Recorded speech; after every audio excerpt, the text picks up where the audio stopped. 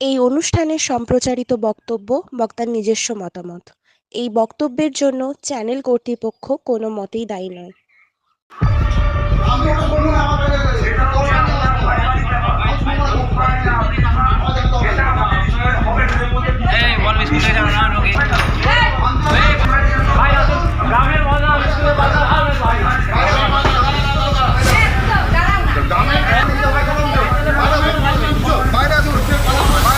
পারিবারিক জমি সংক্রান্ত টাকার লেনদেন তারই চুক্তিনামা হিসেবে ব্যবহার করা হলো বিদ্যালয়ের সরকারি প্যাড। প্রধান শিক্ষককে ঘিরে বিক্ষোভ গ্রামবাসীদের। জামার কলার ধরে রাস্তায় টানা হেঁচড়া তারই পরিবারের লোকজনের।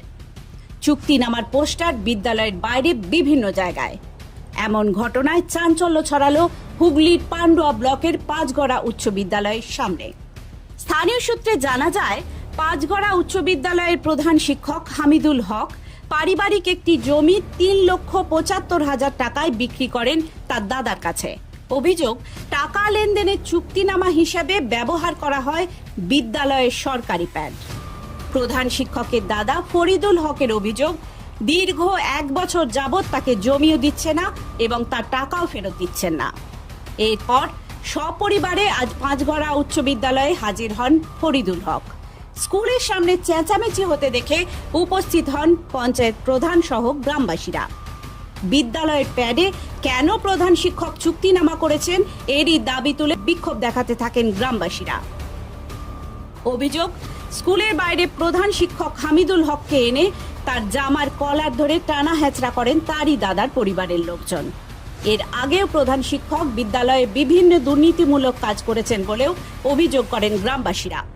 রাত্রে দেখি একটা প্ল্যাকেট করেছে স্কুল, হেডমাস্টার নাকি উনি পারিবারিক ব্যাপারটা ওনার স্কুল ব্যাগটা ব্যবহার করেছেন। তা এর আগে উনি একটা চাল কেসে চুরির কেসে জড়িয়ে পড়েছিলেন, সেখানে বিরাট প্রবলেম হয়ে গেছিলো। যাই হোক, উনি সেখানে ছাড়া পেয়ে গেছেন কোর্ট মারফত। তাই নিয়ে একদম নির্লজ্জ বেহায়া একটা মাস্টার, যিনি অকৃতজ্ঞ, মানে এইসব হেডমাস্টারকে স্কুলে রাখার অধিকার নেই। স্কুল কমিটি যারা আছে তারা কেন এই হেডমাস্টারটাকে রেখে দিয়েছে আমাদের বোধগম্য হয় না। আমাদের ইমিডিয়েটলি স্কুলে যাতে বদনাম না হয় তার জন্য স্কুল কমিটি বা উচ্চ যারা আছে নেতৃত্বে তাদের বলবো এই হেডমাস্টারকে স্কুল থেকে বরখাস্ত করবে। এই স্কুলের হেডমাস্টার এই পারিবারিক ব্যাপারে এই স্কুলের প্যাডটা কেন ব্যবহার করবে, এটা আমাদের জানার উদ্দেশ্য। কী কারণে উনি তো সেটা বলছেন না কিছু, উনি খালি বলছে আমাদের পারিবারিকভাবে মিটিয়ে নেবো। কিন্তু আমরা বলতে চাই বক্তব্য আমাদের যে স্কুলের প্যাডটা কেন ওরা ব্যবহার করবেন, আপনি কেন স্কুলের প্যাডটা স্কুলের স্বার্থের জন্য, আপনার পারিবারিক কাজের জন্য। আমার বক্তব্য হচ্ছে এটা, আমার মনে হয় এটা কোনোদিন করতে পারে না, পারিবারিক কাজের জন্য এই স্কুলের প্যাড ব্যবহারযোগ্য না।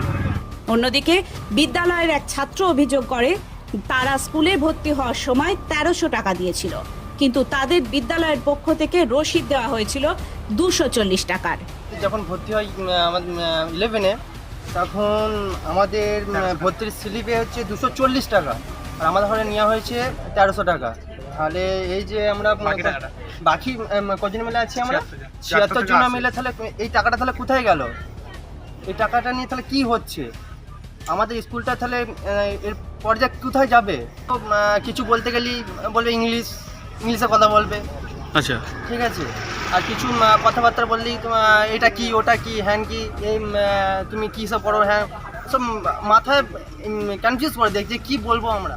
ফরিদুল হকের পরিবারের দাবি, তাদের বাড়িতে বিয়ে, তাই কদিনের মধ্যে যদি টাকা না পান তাহলে তারা আইনানুগ ব্যবস্থা গ্রহণ করবেন।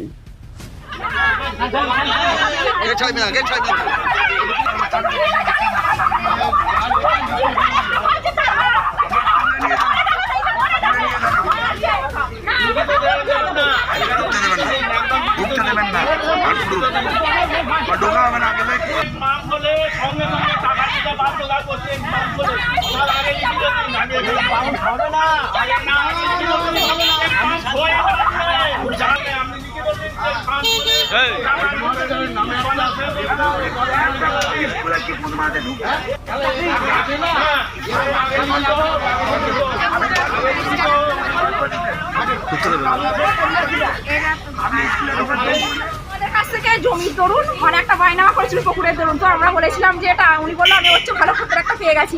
আমরা তখন বললাম ঠিক আছে, কত দাম? উনি একটু বেশি পরিমাণটা বললো। তখন আমরা বললাম ঠিক আছে, তাকে দিয়ে দাও, ওর পক্ষে এত দামে নেওয়া সম্ভব নয়। উনি আমাদের কাছ থেকে স্কুলের এই স্ট্যাম্প পেপারে 40,000 টাকা গয়না নিয়েছিল ওই দেওয়ার জন্য। যখন ওনাকে বললাম যে তুমি যখন বিক্রি করেছো আমার পয়সাটা ব্যাকে দিয়ে দাও, উনি কি করলো আমাদের ডেট দিল 10 দিন পর। 10 দিন পর ওনার বাড়িতে গেলাম, আবার ঘুরালো। তখন আমার বাবা গিয়েছিল, আমরা জানি।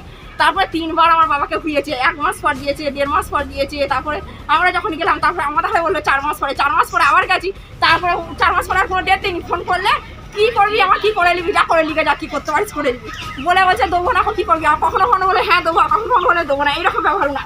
এমনকি যখন 2,40,000 টাকাটা আমি বললো তাহলে ওইটা কিস্তি করে দিচ্ছে, ওনাকে দুঃখে প্রমাণিত বলে না হবে না, এখন দিতে পারা যাবে না, কিছু করে না বলে ওনার বাড়িতে একবার আমার মা আমি আমার বাবা যায়। তখন আমাদের উনি কি করে আমার মাকে চড় মারলো, ওটা ধাক্কাধাক্কি করে শেষে চড় মারলো।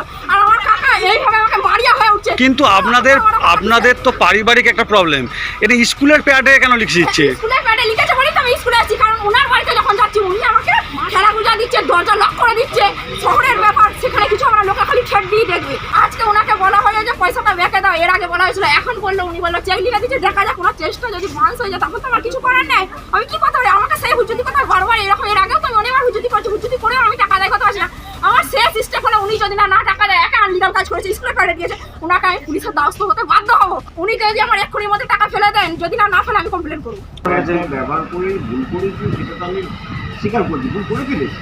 আমার উনি ছিল মাথাটা ছিটে দেয়, কাগজ যখন হাতে ছিল না সেটা দুটো না আসে আমার প্রপার্টি নেই, সেগুলো আমি বুঝে কিছু সেটার জন্য আলোচনায় বসতে দিয়েছিলাম, বসে আজকে তো স্যার আপনি হ্যারাসমেন্ট হলেন।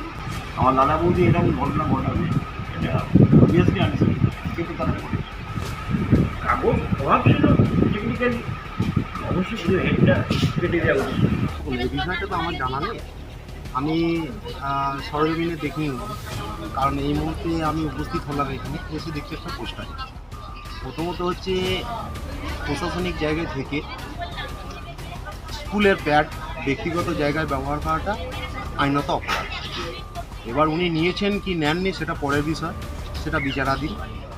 এটা তো আমি আর দেখিনি প্রকাশ্যে, যেহেতু একটা স্কুলের প্যাড ব্যবহার করা হয়েছে, পোস্টারিং হয়েছে, তো পোস্টারিংটা দেখে আমি বলছি এটা আইনত অপরাধ। এর জন্য আইন যা ব্যবস্থা নেবে আইনত যথাযথ আমি সহযোগিতা। সুমন চক্রবর্তীর রিপোর্ট, হুগলি টাইমস।